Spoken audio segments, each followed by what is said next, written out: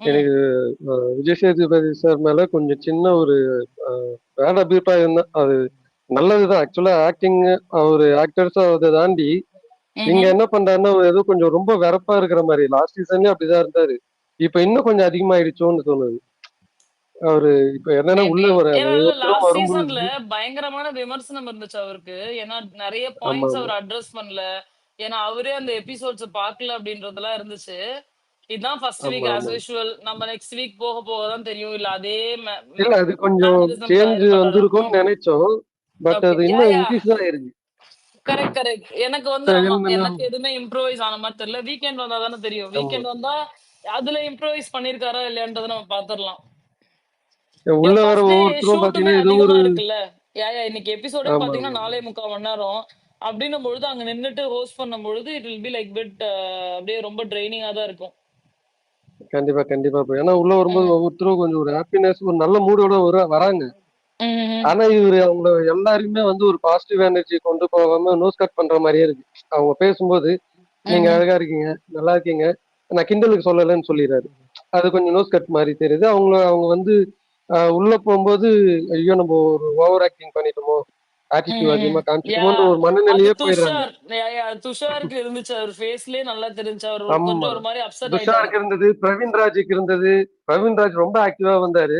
இல்ல ஆனா பிரவீன் அவரு ராஜுக்கு அப்படி இருந்துச்சா? பிரவீன் ராஜ் வந்து அவர் வந்து ஆ பாசிட்டிவா தானே பேசினாரு இல்லையா? அதாவது அவர் பேசுறதே ம். அதுதான் சொல்றேன். பாசிட்டிவா சர்காஸ்டிக்கா பேசுற பேசுறாரு. மாதிரி இருக்குன்னு சொல்றீங்க. ஓகே. ஆமா. அது ம். அவரு வந்து நம்மள என்கரேஜ் பண்றாரா, இல்ல கிண்டல் பண்றாரான்னு தெரியாம எல்லா கண்டஸ்டன்டும் உள்ள போறாங்க. ம்ஹ்ஹ்ஹ்ம். அவங்க ஓகே. ஒரு மனநிலைமையிலே ஒரு 2 மனநிலையிலே போறாங்கன்றேன். ஐயோ! ஓகே. நம்ம ஏதாவது ஓவர் ஆட்டிட்யூட் பண்ணிட்டோமோ! அவரு நம்மள கிண்டல் பண்றாரா?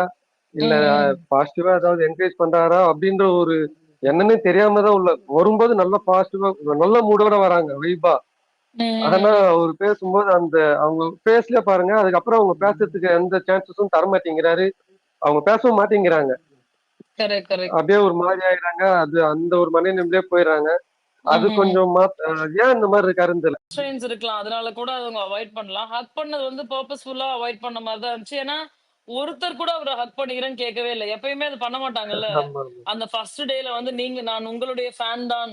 உங்களை பார்த்து தான் நான் சினிமா துறைக்கே வர வேண்டும் என்று ஆசைப்பட்டேன் அப்படின்னு சொல்லிட்டு பல டயலாக்லாம் பேசுவாங்க. ஆமாமா. அந்த மாரி ஏன்னா இதுக்கு முன்னாடி பேசலல்ல. யாஹ்! இந்த முத்தம் குடுக்குறதெல்லாம் கூட நெறைய பண்ணிட்டு இருந்தாங்க. ஒருவேள அது இவருக்கு கொஞ்சம் ஓவர் ஆக்டிங் தெரிஞ்சதால இவரே ஸ்டாப் பண்ணிட்டாரோன்ற மாரியும் தோணுது எனக்கு. இருக்கலாம். மேபி இருக்கலாம். இவரே அவாய்ட் ம். பண்ணிட்டாரோன்னு. பட் எதுன்னு ம்ஹ்ஹ்ம். தெரியல. நீங்க சொல்ற மாரி கம்மிங் டேஸ்ல தான் என்னன்னு தெரியும்.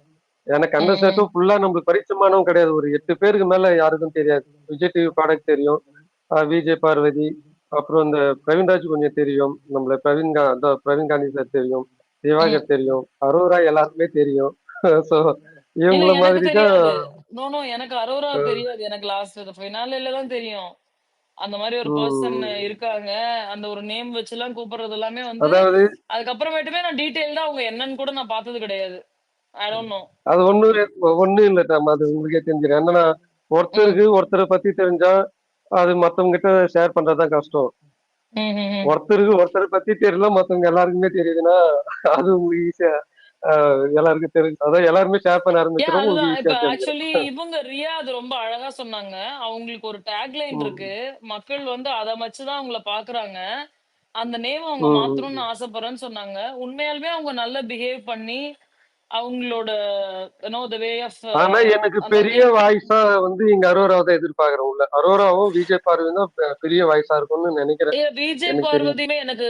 விஜய் பார்வதியுமே டாமினேட்டிங்கா இருக்கக்கூடிய கேரக்டர் தான். ஐ டோன்ட் திங்க் அவங்க சட்டிலா கண்டிப்பா, கண்டிப்பா. போகக்கூடிய கேரக்டரா எனக்கு தெரியல. Will see. Maybe next thank you bro. Next one. Chance குடுத்ததுக்கு ரொம்ப தேங்க் தேங்க்ஸ் யூ ப்ரோ. அசய். Thank you. Bro okay bro. நன்றி ப்ரோ. ஐயா திரும்பவும் சொல்றீங்கயா, நான் ஒரு பெண். நீங்க வந்து நான் பெண் இல்லைன்னு நினைச்சுட்டு என்கிட்ட பேசாதீங்க. என்ற வாய்ஸ் ஒரு பேஸ் வாய்ஸ். அதனால நீங்க நினைக்கலாம் நான் ஒரு ஆண் அப்படின்னு. அப்படி கிடையாது. நான் ஒரு பெண் அப்படின்றதையுமே இந்த இடத்துல பதிவு பண்ணிக்கிறேன். வேற யாருக்கும் எதுவுமே பேசுறதுக்கு இல்ல அப்படின்னு சொன்னாக்கா நம்ம வந்து க்ளோஸ் பண்ணிடலாம். Because I don't have much to talk here.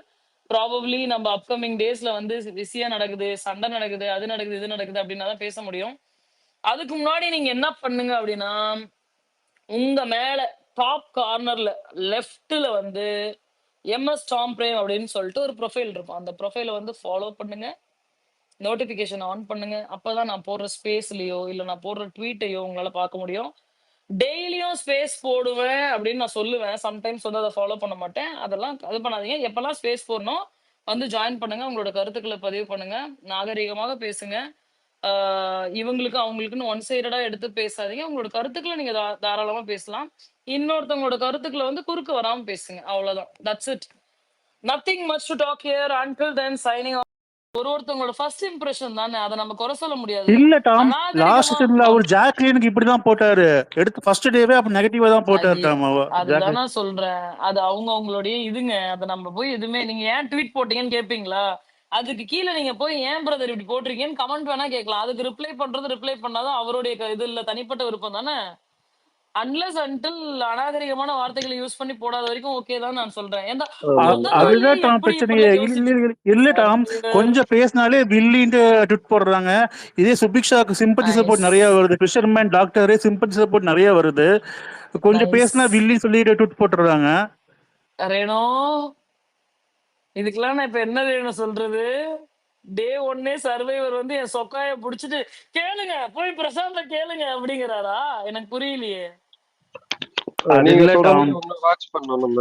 Praveen Gandhi விஷயம் என்னன்னா, திவாகர் எப்பவுமே வெளியே பண்ற மாதிரி பேசுற மாதிரி உள்ள பேச ஆரம்பிச்சிட்டாரு பிரவீன் காந்தி சார் கிட்ட.